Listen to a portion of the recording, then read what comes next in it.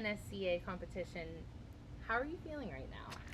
So after my first NSCA competition, the way I'm feeling is I'm extremely excited. It was more challenging than a recreational shoot, and it was extremely rewarding. I'm looking forward to getting out there again.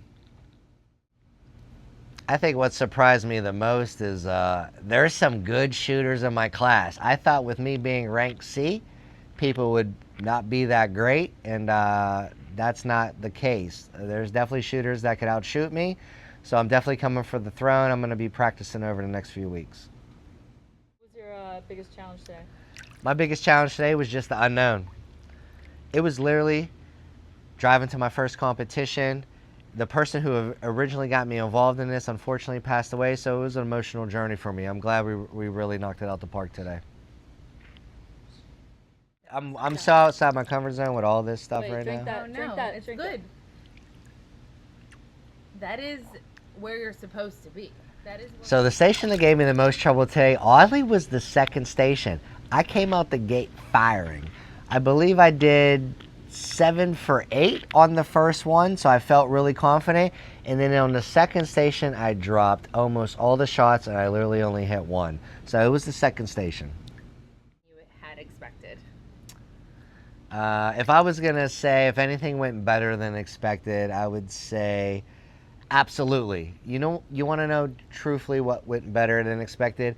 I went in there with the mentality of like, I just need to shoot better than my practice last week. I need a 52 or higher.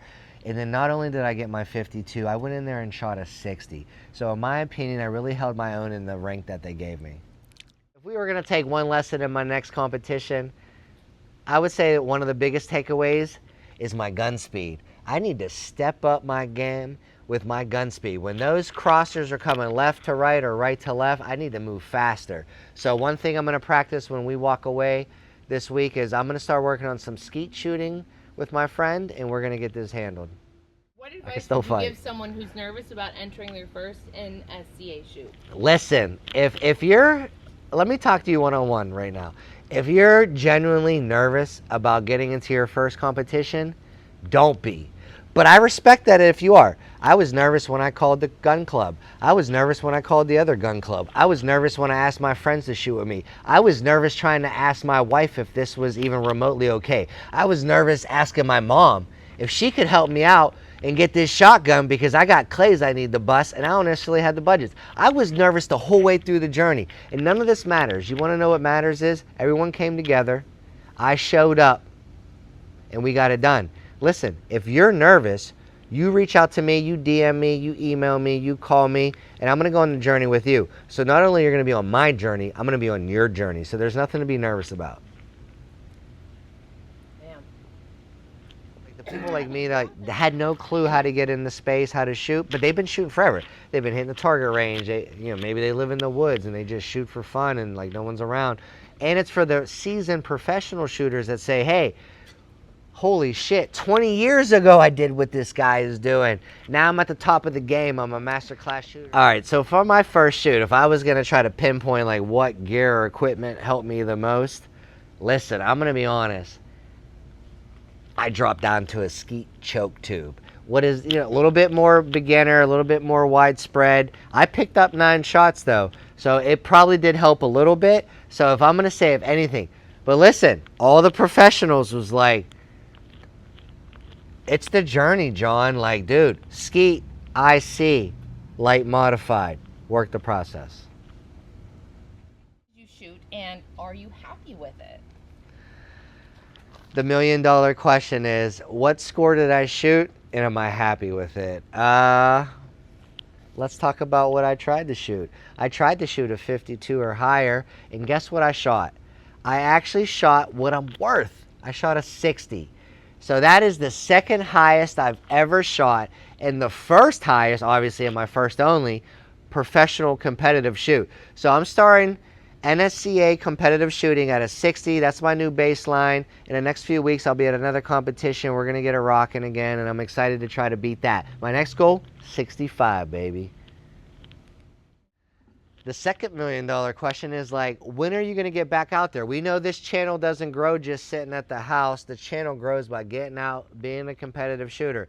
So my next competition I have scheduled is at the prestigious Quail Creek up in Okeechobee on, I believe it's 7/28. It's a Saturday shoot. I'm going to shoot two events actually. I'm going to shoot the main sporting clays, which what I just did at Markham, and I'm going to shoot the light 12 gauge. So apparently easier targets. So we're going to see how well we do there. Now there is another shoot at Markham, I think on 7/11 that I might look into, but we'll see what that is. And hopefully they take my loyalty reward points from me shopping at 7-Eleven. All right, viewers, if someone was watching this, if you're literally a new viewer and you've never shopped competitively before and you wanted to shoot your first NSCA competitive shoot, I would just say do it. What does that really mean? Listen, all you need to do, and this is crazy, is spend anywhere from $50 to $900 for a lifetime membership, and I didn't do that, to join the association. Access after the association means you get access to Score Chaser and all these other platforms that host all the tournament You shoots. have some experience, but not with clay shooting. What got you into this idea? So the original experience was I had a friend, rest in peace, Brian Alberts. Love this guy. I actually teared up on my drive to my first shoot because I thought of him. He had a private property, a private camp in Pennsylvania. He had clay throwers. We all actually bought shotguns, obviously. And listen, he would help me host shoots. So I actually hosted back in Pennsylvania before I moved to Florida, annual Simmer Fest. So obviously my nickname Simmer, Simmer Down, Simsick. I used to host annual shoot. We used to have like 20, 30 shooters. Listen guys, this isn't NSCA. This is like backwoods. You reach out and tell somebody about this shoot locally and 20 to 30 people with shotguns show up. I can't promise you if they were drinking, not drinking. All I know is I have a lot of experience hosting shoots on private property, and that's something I'm looking to replicate down here in Florida in the near future. I have a passion for 15 to 20 years I haven't really talked about.